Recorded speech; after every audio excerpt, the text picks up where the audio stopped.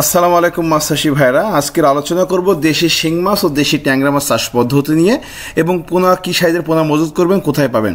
প্রথমে বলে রাখি, যে কোনো মাছের পোনা যত বড় ছাড়তে পারবেন তার মর্টালিটি রেট তত কম আসবে এবং আপনার ফিডিং খরচ কম হবে, রোগবালাই কম হবে। তো আজকের আমরা 500 পিসে 1 কেজি এমন ছাকনি করা মাথার মাছ অর্থাৎ 800 লাইনের মাছ ধরে ছাকনি করে 500 লাইন করে নিয়ে এই দেশি শিং মাছের পোনাটা আমরা ডেলিভারি করছি সুনামগঞ্জ জেলাতে। যাকে ডেলিভারি করবো তিনি একজন জাস্ট লন্ডন প্রবাসী। তো বলতে চাই, দেশি শিং মাছ চাষ করতে হলে আপনাদেরকে প্রতি শতাংশের জন্য একক চাষে 800 থেকে 1000 পিস, মিশ্র চাষে আপনারা 300 থেকে 500 পিস। তো এই ভদ্রলোক প্রতি শতাংশে 300 থেকে 500 পিস দিবে দেশি শিং মাছ, সাথে দিবে দেশি ট্যাংরা মাছ। এই চাষটা হচ্ছে মূলত আপনার 4 থেকে 6 মাসের জন্য আমরা এবার চাষ করবো। এবং এটা ফিডিং করতে হয় সকাল এবং বিকেল, অর্থাৎ দিনে দুবার ফিডিং করতে হয়, সন্ধ্যার সময় এবং ভোরবেলায়। তো শিং মাছের কিন্তু এটা রোগবেলা হয়ে থাকে, যে প্রতিনিয়ত আপনাকে জীবাণুনাশক ব্যবহার করতে হবে এবং পানির পরিবেশ ঠিক রাখার জন্য চুন, লবণ এবং প্রোবায়োটিক ইউজ করতে হবে। তো শিং মাছের কিন্তু বর্তমানে আপনার বাজার দরটা খুব ভালো হওয়ার কারণে শিং মাছ চাষ কিন্তু বেশ জনপ্রিয় হয়ে উঠছে।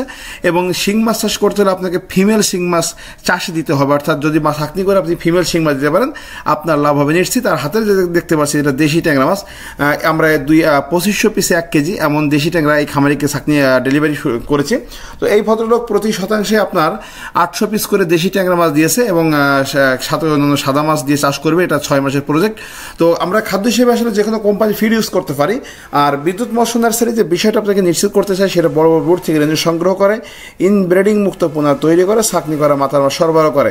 তো আপনারা যারা দেশি ট্যাংরা চাষ করতে চান, আপনাদেরকে জেনে রাখা উচিত, বাজারে যতগুলো মাছ সবচেয়ে দামে বিক্রি হয় তার ভিতরে দেশি ট্যাংরা একটা। দেশি ট্যাংরা মাছ কিন্তু নর্মালি 700 থেকে 900 টাকা প্রতি কেজি বিক্রি হয় এবং 6 মাস চাষ করলে আপনাদের মাছ হবে 30 থেকে 50টার ভিতরে 1 কেজি আসে। তবে এই মাছের ডিম আসলে বেচলে বেশি দাম পাওয়া যায়, কারণ দেখেন দেখতে সুন্দর লাগে এবং সোনালি কালার হয়ে থাকে।